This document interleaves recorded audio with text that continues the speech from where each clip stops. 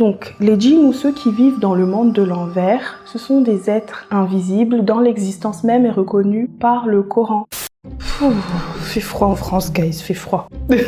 Ça commence à peine là, ça commence et j'ai déjà froid. Hey guys, j'espère que vous allez bien, moi ça va, même si j'ai un peu froid.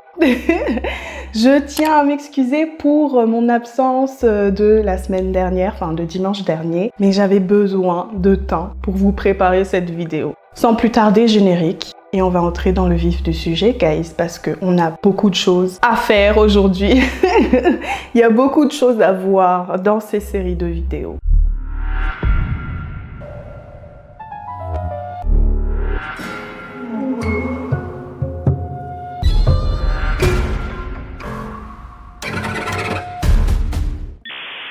Écoutez-moi, écoutez tous.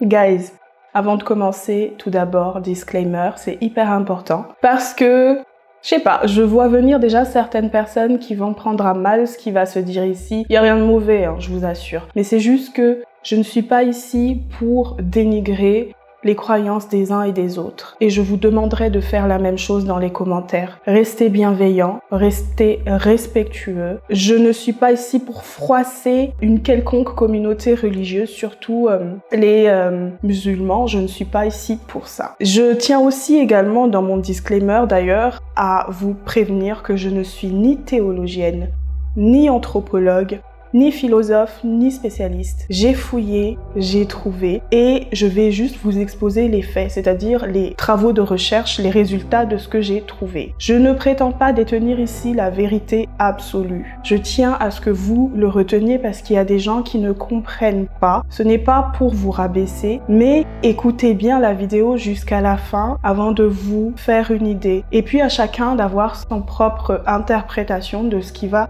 se dire ici. Je tiens également à remercier les personnes qui m'ont aidé à réaliser cette vidéo. Franchement, merci. Gros cœur sur vous. Vous vous reconnaîtrez. Donc, guys, je ne pouvais pas en fait juste m'asseoir là et prendre mon téléphone et lire les témoignages de tous ceux qui viennent des pays du Maghreb parce que je ne maîtrise pas le sujet. Donc, j'ai fouillé et je suis remontée jusqu'à l'Antiquité pour essayer de comprendre. Vous allez comprendre au fil de la vidéo. Donc, dans un premier temps, ce que nous allons voir dans cette vidéo, c'est les fondements, c'est-à-dire les bases. Je me suis basée sur des ouvrages, des livres d'anthropologues, je me suis basée sur le Coran pour comprendre en fait ce que c'est les djinns, pour comprendre la culture amazigh, pour comprendre tout ça. Bref.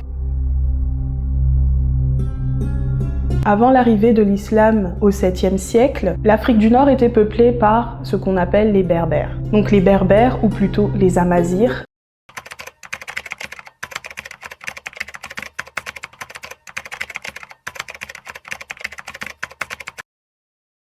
donc les Berbères, ou plutôt les Amazirs, signifient les hommes libres. Donc ce sont les plus anciens peuples de l'Afrique du Nord connus à ce jour. Les Amazirs se composent de plusieurs peuples, dont par exemple les Kabyles ou les Touaregs. Ces hommes libres occupent un vaste territoire depuis des millénaires qui s'étend des côtes atlantiques au Maroc jusqu'à l'oasis de Siwa en Égypte. Certains d'entre eux étaient des sédentaires, tandis que d'autres étaient plutôt des nomades, c'est-à-dire qu'ils changent au fur et à mesure d'emplacement pour vivre. Les Amazirs partagent une même base culturelle ainsi qu'une même base ou une même racine linguistique, ce qu'on appelle le tamazigh ou tamazigh. Désolée, s'il vous plaît, ne vous moquez pas de moi dans ma manière de prononcer les mots. Je suis désolée, je fais de mon mieux. L'identité, la culture ainsi que les croyances des Amazirs est assez difficile à établir car elles sont majoritairement orales. Et il n'y a pas beaucoup de traces écrites car les anciens Amazirs en fait ne faisaient pas vraiment confiance en l'écriture. Et certains auteurs ils vont même jusqu'à dire qu'ils voient en cela en fait une méfiance envers l'islamisation qui est en marche parce qu'en fait ils ne veulent pas dévoiler les secrets de leurs rites et de leurs traditions parce que c'était condamné par l'islam. Du coup c'est pour ça qu'il y a très peu de traces écrites sur leurs anciennes traditions et c'est à cause de ce caractère surtout oral de leurs traditions que la question de la transmission aux générations futures pose problème parce que le danger c'est de voir en fait cette identité culturelle des Amazirs disparaître de plus en plus au fil du temps. Donc, les quelques références qui m'ont servi à rédiger cette première partie, ce sont en fait les travaux de l'historien Hérodote sous l'Antiquité, ainsi que quelques contes et légendes que certains anciens amazirs ont bien voulu partager à certains écrivains. Donc les anciennes croyances des amazirs étaient basées sur le polythéisme, c'est-à-dire le fait de reconnaître et de prier plusieurs divinités. Mais aussi ils étaient animistes, c'est-à-dire qu'ils vouaient un culte aux divers éléments qui composent l'univers et la nature. Par exemple le soleil et la lune, les montagnes, le désert, la mer et les grottes. Ils n'idolâtraient pas d'effigies, c'est-à-dire ils n'idolâtraient pas de statues ou encore des images de leur divinité. Et ils n'ont pas non plus bâti des temples ou encore des sanctuaires, car pour eux en fait, c'est tout l'environnement autour d'eux qui est sacré et qu'il faut vénérer. Ils considéraient en fait qu'en chaque élément de la nature, il y avait des divinités et des lieux sacrés. Ils s'abstenaient de manger du porc et certains d'entre eux ne mangeaient même pas les bœufs en fait, ou les vaches. Ils ne consommaient pas non plus le sang des bêtes sacrifiées. Les croyances des amazirs ont plusieurs influences, tout comme ces croyances-là ont influencé les croyances d'autres peuples, par exemple les Égyptiens, les Grecs et bien d'autres encore. Donc par exemple au niveau des divinités qui vénéraient sous l'Antiquité, j'en ai retenu 4 principaux mais il y en avait plusieurs. Il y a par exemple le dieu Amon auquel ils vouaient un culte, tout comme les peuples égyptiens ou encore les Grecs, car pour les Grecs, Amon c'est l'équivalent de Zeus. Mais selon les travaux d'Hérodote, Amon serait bien un dieu amazir. Il y a aussi donc Poséidon, qu'on connaît tous comme étant un dieu grec, et pourtant, ce dieu de la mer est bien un dieu d'origine amazir. Ensuite, il y a la déesse Tanit ou Tinit, c'est la déesse de la fécondité qui est une déesse à la fois amazir et romaine, donc chargée de veiller à la fertilité, à la naissance ou à la croissance. Ensuite, il y a un autre dieu qui est important et qui perdure jusqu'à maintenant, on va y venir, c'est le dieu Anzar, c'est le dieu du ciel et de la pluie qui est un dieu donc amazir. Et parmi les autres cultes amazirs, donc les cultes plus animistes, il y a par exemple le culte du soleil et de la lune. En fait, les amazirs de l'Antiquité, ils leur faisaient des offrandes et des sacrifices. Il y a aussi le culte des ancêtres ou le culte des morts. Donc en fait, ce culte, il est caractérisé par la divination. Ils priaient et dormaient dans les tombeaux de leurs défunts, donc de leurs ancêtres, pour y recevoir un rêve prémonitoire pour pouvoir les guider dans leur vie de tous les jours. Donc pour les amazirs, en fait, il existe un pays des morts et ils viennent rendre visite aux vivants à travers les rêves. Aussi, avant l'islam, les peuples amazirs ainsi que les arabes croyaient en l'existence des djinns. Ils leur faisaient des offrandes ainsi que des sacrifices. Ils avaient aussi foi en certaines personnes qui avaient des dons spéciaux, aux devins, aux sorciers qui avaient des relations avec les djinns et les divinités. Dans l'ancienne croyance des amazirs, ces personnes servaient de passerelles entre le monde des vivants et le monde des êtres surnaturels et des divinités. Donc entre le monde de l'invisible et du visible. Et selon toujours les amazirs, en fait, ces personnes déchiffraient le destin des hommes, leur délivraient des messages, leur donnaient des remèdes pour se soigner. L'arrivée de l'islam à partir du 7e siècle a formellement interdit les anciennes pratiques des amazirs. Donc nous allons entrer dans l'ère islamique en nous penchant sur les fondamentaux à savoir pour les personnes comme moi qui ne connaissaient pas tout ça avant cette vidéo. Donc il faut savoir que cette vidéo c'est pas vraiment un cours sur la mythologie ou la théologie comme je vous l'ai dit dans mon disclaimer, mais juste une démarche en fait de compréhension des bases de fonctionnement de tout ceci. L'islam est un mot arabe qui peut se traduire par la soumission et c'est l'une des 3 plus grandes religions monothéistes qui compte le plus de fidèles dans le monde. Les fidèles sont appelés les musulmans. S'il vous plaît, ne vous moquez pas de ma manière de prononcer. Donc muslim qui peut se traduire en français par les musulmans et qui signifie donc celui ou ceux qui se soumettent. Celui qui se soumet, ceux qui se soumettent à la volonté donc de Dieu. Le texte sacré de l'islam, c'est bien sûr, on le connaît, le Coran, qui est composé de 114 sourates, c'est-à-dire un recueil de versets qui composent des chapitres. Donc l'islam, c'est une religion qui affirme un monothéisme intransigeant, donc absolu, c'est-à-dire le fait de croire en un seul Dieu qu'ils appellent Allah. Donc Allah n'a ni représentation, ni effigie, c'est-à-dire ni statue, ni image en fait. L'islam a été révélé au prophète Mohammed lors d'une méditation en fait dans une grotte à l'ouest de Hira à la Mecque. Il était en train de faire une méditation en fait lorsqu'il a reçu la visite de l'ange Gabriel qui lui a révélé les paroles de Dieu. Et cette visite en fait a marqué le début de la révélation coranique qui a duré 23 ans. Dès lors, en fait, il s'est mis à prêcher la parole de Dieu et à convaincre de plus en plus de fidèles. Donc, l'essentiel qu'il faut retenir, en fait, de l'islam, c'est bien sûr les 5 piliers fondamentaux, c'est-à-dire la shahada, ou la profession de foi, la zakat, ou l'aumône légale, le pèlerinage à la Mecque, qui doit se faire au moins une fois dans sa vie, le jeûne du mois de Ramadan, et la prière, qui doit être faite 5 fois par jour en direction de la Mecque.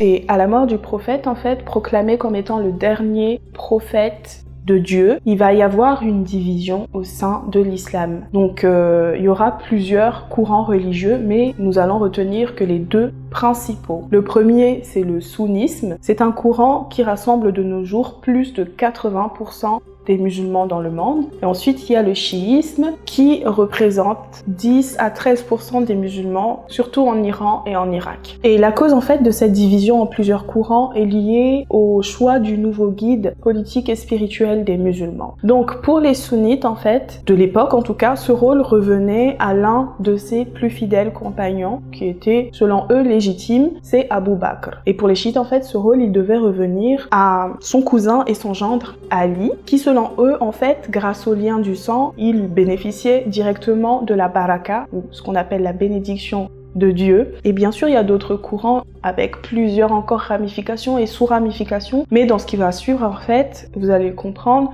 nous allons plutôt nous intéresser au sunnisme. Donc, chez les sunnites, en fait, ils trouvent leur foi dans, bien sûr, le Coran, mais il y a aussi la Sunna, qui est une source orale qui, depuis, a été déjà codifiée dans des textes, et qui est un ensemble, en fait, de traditions et de pratiques que le prophète avait perpétrées de son vivant et qui s'est transmis de génération en génération, comme modèle à suivre, en fait. La Sunna se traduit par loi ou tradition. Et ces ensembles de traditions sont documentés dans ce qu'on appelle les hadiths. Donc en résumé, chez les sunnites, il y a donc 2 sources, le Coran et les hadiths, qui est un recueil des actes et paroles du prophète et de ses compagnons à propos de commentaires du Coran ou de règles de conduite, etc., qui se sont transmis de génération en génération. Bon, j'ai enlevé un peu mon écharpe parce que je commence à avoir chaud. Donc, au fil du temps, c'est-à-dire du 7e siècle à nos jours, l'islam s'est répandu et est même devenu, du coup, la religion principale en Afrique du Nord, au Maghreb et un peu partout dans le monde. Mais bon, comme on se concentre sur le Maghreb,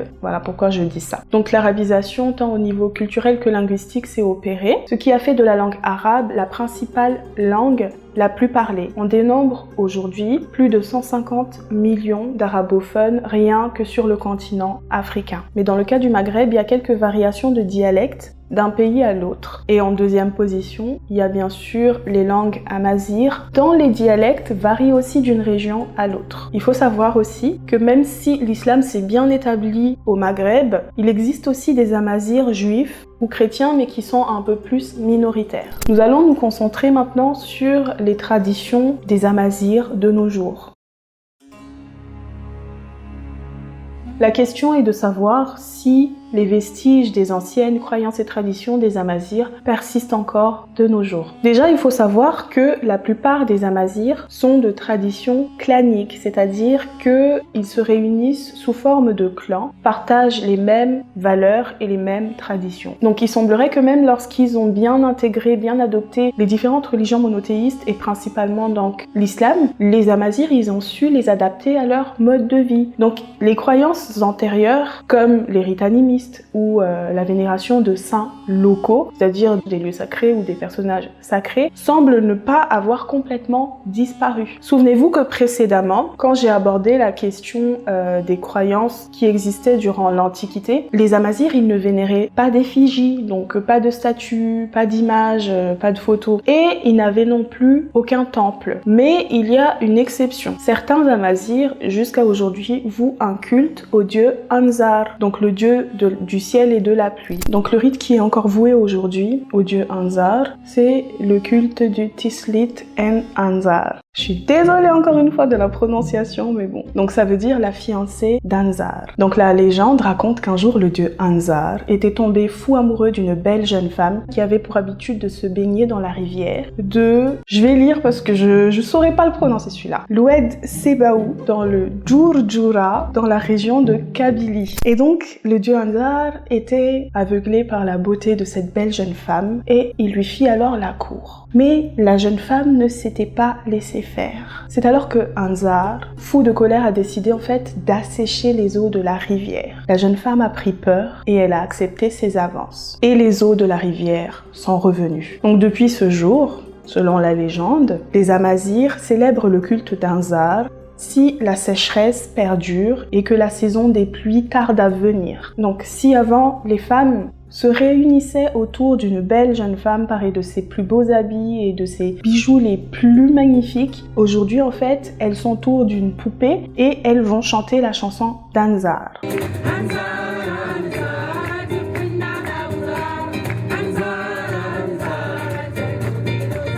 Son culte est célébré encore aujourd'hui dans différentes régions du Maghreb, d'Afrique du Nord, telles que dans le Rif, l'Atlas marocain, dans l'Aurès, en Kabylie ou encore en Tunisie. Il y a un autre culte que certains Amazirs continuent à perpétrer de nos jours, c'est le culte des morts. Donc il semblerait que certains Amazirs vénèrent leurs ancêtres en leur faisant des offrandes ou encore des sacrifices. Et comme leurs anciennes croyances de nature animiste sont fondées sur le fait de vivre en harmonie avec les éléments de la nature et en fonction des saisons, certains Amazirs, jusqu'à maintenant, ils fêtent les équinoxes. Par exemple avec le nouvel an Amazir qui est fêté le 12 janvier en Algérie et le 14 janvier au Maroc, je crois. Donc c'est en fonction des régions. Donc c'est une fête qui ressemble à la Samhain chez les Celtes et durant cette fête, ils rendent visite aux tombes et aux tumulus ou ce qu'on appelle les mausolées. Donc au vu de tout ceci, il semblerait que les Amazirs en fait, ils respectent énormément toutes les formes de croyances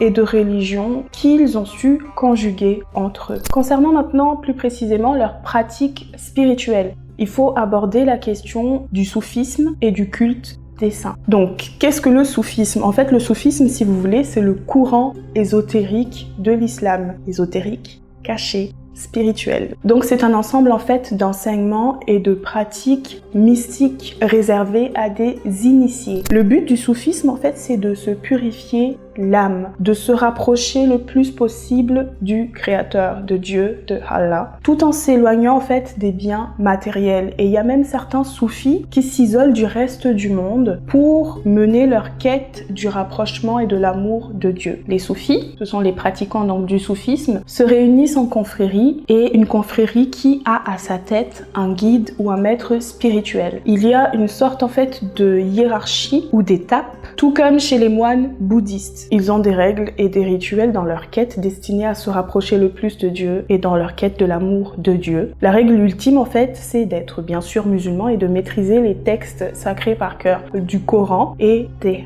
hadiths. Et l'entrée en confrérie se fait soit par tradition familiale, par exemple le père l'a été, la mère l'a été, donc l'enfant va aussi entrer dans cette branche, mais ça peut aussi être parce que c'est ce que notre fort intérieur veut, donc on peut entrer en confrérie parce qu'on le souhaite, ou encore parce qu'on a été malade, donc maladie mystique, je suppose. Ça peut aussi être à la suite d'une succession d'événements malencontreux, on veut se détacher du reste du monde, se retrancher pour nous consacrer à Dieu. Donc les exemples de rituels des soufis, c'est l'état de transe grâce au rituel, la méditation avec le dhikr Allah, ça veut dire se souvenir de Dieu en répétant son nom encore et encore à l'infini pour intérioriser en fait l'idée de Dieu et se connecter à lui. Ensuite, il y a les chants et la musique et aussi la danse. Il est dit que les soufis sont parfois incompris des fidèles de l'islam orthodoxe, alors que en tout temps en fait, ils vivent leur foi avec humilité et discrétion, tout en respectant en fait la pluralité de pensées. Donc maintenant par rapport au culte des saints et la particularité des confréries au Maghreb. En fait, le culte des saints est très répandu en Afrique du Nord, comme partout ailleurs. Par exemple, chez les musulmans d'Asie centrale, en Chine, il y a un culte des saints un peu partout chez les musulmans du monde. Il est dit au Maghreb que les confréries ne limitent pas leur vie spirituelle au soufisme. Elles pratiquent aussi le culte des saints. Et en fait, le culte des saints, c'est la Wiliya, qui est le pluriel de Wali, qui veut dire l'ami de Dieu. Il s'agit en fait de la vénération et l'hommage à des saints, qu'ils soient morts ou vivants. Donc il semblerait en fait que soufisme et culte des saints au Maghreb soit le fruit d'un métissage entre ce qui reste des anciennes croyances amazighs et leur foi en l'islam. Et c'est pourquoi d'ailleurs l'ensemble de leurs pratiques religieuses et mystiques soit appelé le maraboutisme. Je parle bien sûr des confréries. Je vais maintenant vous lire une définition de ce que c'est un marabout, parce que quand on entend marabout, on a forcément la vision péjorative de la chose, or que c'est totalement faux. Donc en fait, un marabout, dans les pays musulmans et particulièrement en Afrique, c'est un saint local reconnu comme protecteur des moissons et dont le tombeau est l'objet d'un culte populaire. Et en Afrique, c'est ce qu'on appelle aussi le maître d'une confrérie islamique. C'est pas le sorcier quoi. De façon simplifiée, un wali ou un marabout, c'est un homme ou une femme doté par Dieu du pouvoir de disposer de forces naturelles. Le saint a une baraka, ce qu'on appelle la bénédiction de Dieu. Il aurait donc des aptitudes magiques qui lui permettent de faire des miracles pour tous ceux qui sollicitent son aide. Mais il y a une certaine divergence d'opinion en fait sur ce que sont vraiment les saints chez les amazighs. Certains les considèrent comme étant réellement donc des saints ou des sages, alors que d'autres considèrent que ce sont juste des hommes ou des femmes qui ont acquis un niveau de conscience les permettant de dialoguer avec le divin. Et donc la traduction serait juste maître spirituel. Donc certains préfèrent les appeler des saints et d'autres préfèrent les appeler des maîtres spirituels. Mais en dépit de ses aptitudes magiques, il ne s'en sert jamais pour nuire à autrui. Il ne fait pas de magie noire, il s'en sert uniquement pour aider les autres, pour soigner les personnes victimes de sorcellerie ou chasser des êtres maléfiques tels que des démons ou des djinns par exemple. Cependant, certains musulmans les voient d'un très mauvais œil. Pour certains musulmans orthodoxes, leur pratique s'apparente pour eux à de la magie noire et de la sorcellerie. Comme c'est pas expressément écrit dans le Coran, ils considèrent que c'est mal. Bref, j'espère que je vous ai éclairé sur tout ça, parce que maintenant, nous allons entrer dans la partie vraiment surnaturelle de cette vidéo. Et c'est ce qui vous plaît, et c'est ce qui me plaît. Donc dans cette vidéo, je vous parlerai tout d'abord des êtres surnaturels pour mieux les cerner et les comprendre. Et dans la prochaine vidéo, nous allons voir ce qu'il est de la sorcellerie. Parmi les êtres surnaturels qu'on va voir en premier, il y a bien sûr les djinns. Vous en avez sûrement déjà entendu parler. Mais est-ce que vous vous êtes jamais demandé, genre, quelle est la différence entre un djinn, un jnoun? Et en fouillant, j'ai trouvé. C'est très simple, en fait, c'est une différence d'accord grammatical. Donc, en arabe littéral, djinn, c'est le pluriel de djinni et au féminin de djinniya. Et dans le dialecte marocain, jnoun, c'est juste le pluriel de djinn et au féminin djinniya. Quand on dit jnoun, c'est juste plusieurs djinns et puis voilà, c'est tout. Donc les djinns ou ceux qui vivent dans le monde de l'envers, ce sont des êtres invisibles dont l'existence même est reconnue par le Coran. Parce qu'en fait, la particularité en fait, je pense que c'est une particularité de toutes les formes de religion, mais la particularité du Coran, c'est cette relation qu'il y a entre la religion et la magie. En effet, en fait, la sourate intitulée Al-Jinn reconnaît l'existence de ces êtres et indique même qu'il y a parmi eux des musulmans et des non-musulmans. Dans le Coran, il est dit que les djinns sont les premiers habitants de la terre. Dieu les avait créés à partir d'un feu et les hommes à partir de l'argile. Ils ont été créés avec un libre arbitre comme les humains. Et c'est parce qu'ils auraient désobéi à Dieu que Dieu aurait envoyé des anges sur terre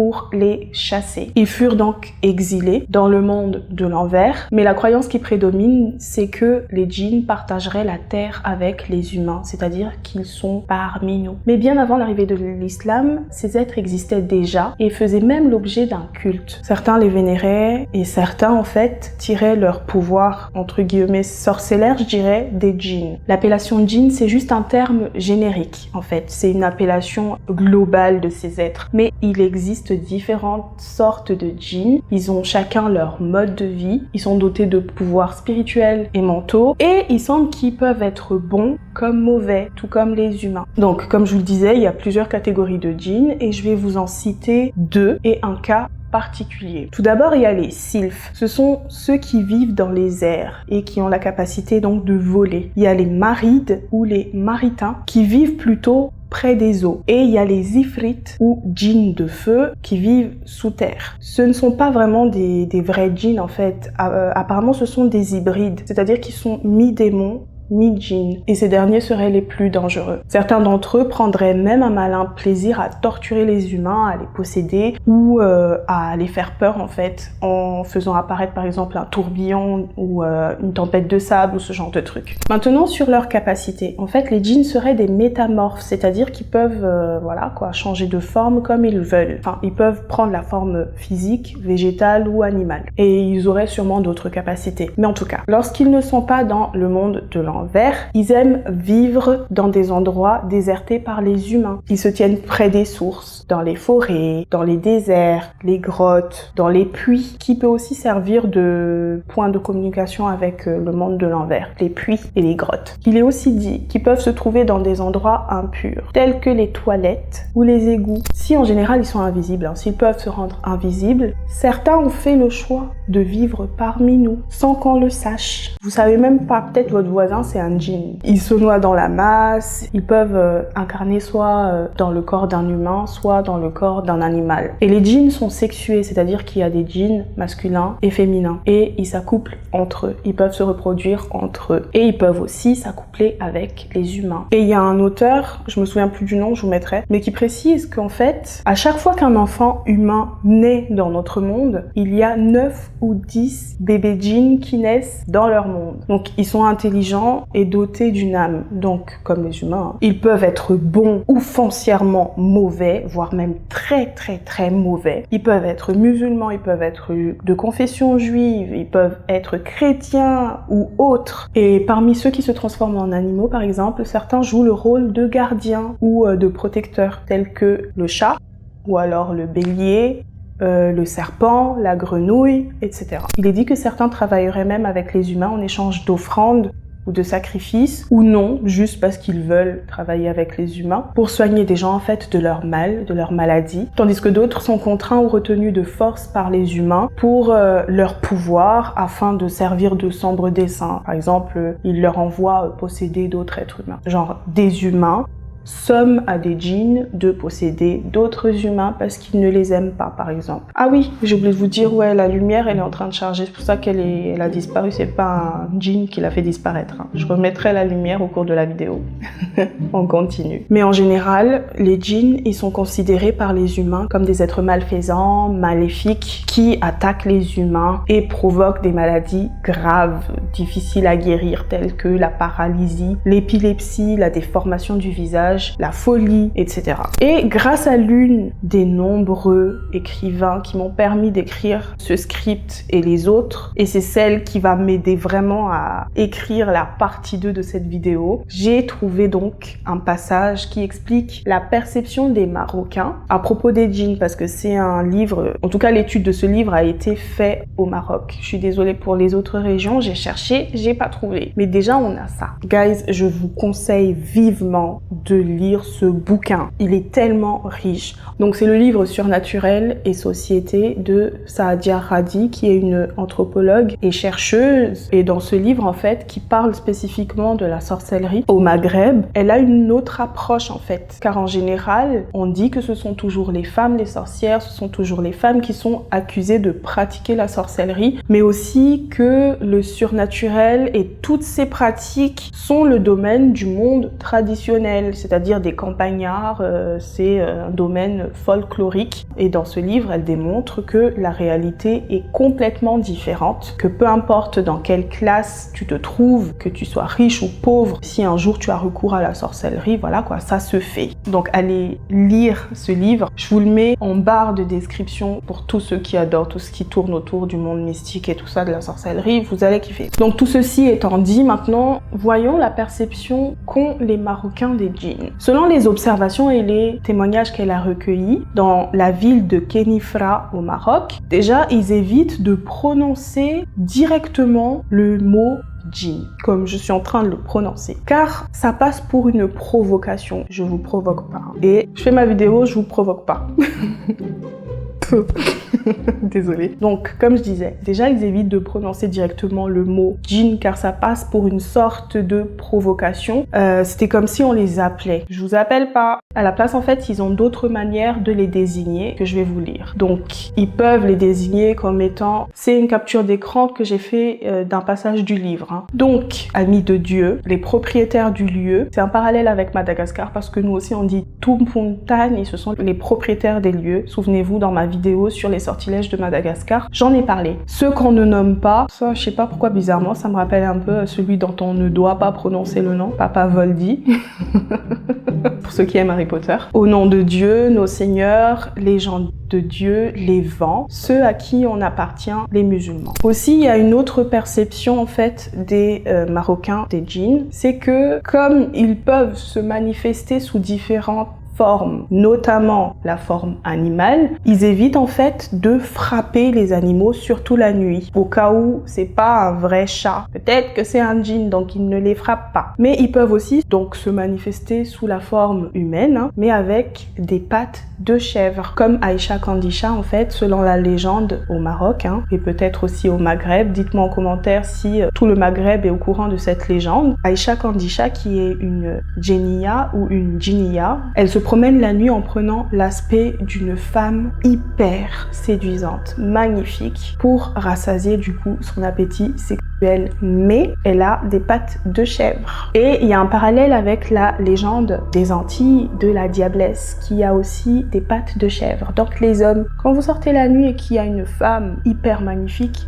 faites attention à vous, vérifiez bien les pieds là, si c'est des vrais pieds humains ou des pattes de chèvre. L'écrivaine, elle a également en fait regroupé un ensemble de règles pour pouvoir cohabiter harmonieusement avec les djinns et éviter les problèmes, les malheurs ou les maladies ou autre chose. Donc, le coup de l'eau bouillante, vous vous souvenez dans ma vidéo sur les superstitions glauques et insolites.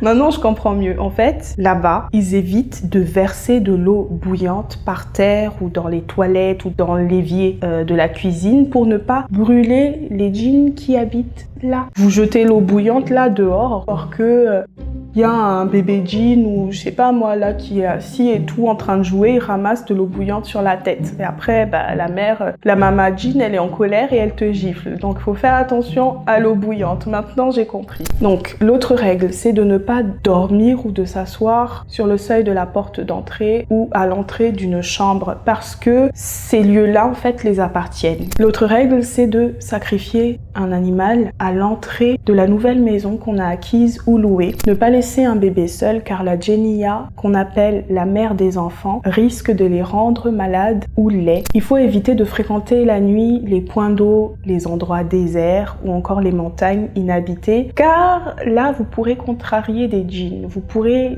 vous courez un gros risque car ça pourrait passer pour de la provocation. En fait, c'est une sorte de violation de l'espace et de l'intimité des djinns. L'écrivaine en fait, elle explique bien que d'habitude les djinns, ils ne se mêlent pas des affaires des humains en fait. Ils ne s'attaquent pas aux gens qui les provoquent, mais si par malheur, ils décident de se venger, malheur à vous. Au Maroc, en fait, le terme c'est que ils vont frapper la personne, pas frapper au sens littéral du terme, mais c'est-à-dire qu'ils vont posséder la personne en provoquant chez elle, par exemple, un handicap partiel ou total, un handicap physique ou psychologique. Donc après ça, par exemple, les gens ils peuvent devenir fous, avoir, comme je vous le disais, le visage paralysé à moitié ou complètement paralysé, faire des hallucinations, ou encore une personne peut se comporter bizarrement, en fait, comme si quelque chose ou quelqu'un habitait leur corps et parlait une autre langue, une langue que la personne n'a jamais parlé de sa vie. Par exemple, elle ne connaît pas, elle maîtrise pas un seul mot, un piètre mot de l'anglais, et d'un coup, lorsqu'ils sont possédés, ils parlent anglais, par exemple. Il y a le parallèle aussi à Madagascar, dans la culte des possessions. J'ai pas oublié, guys, je vais faire cette vidéo, mais elle est hyper complexe comme cette vidéo-là, donc il me faut un peu plus de recherche. Mais voilà, il y a un parallèle. Mais apparemment, au Maroc, je pense aussi dans les autres pays du Maghreb, il y a d'autres signes de possession. Par exemple, lorsqu'une personne n'arrive jamais à trouver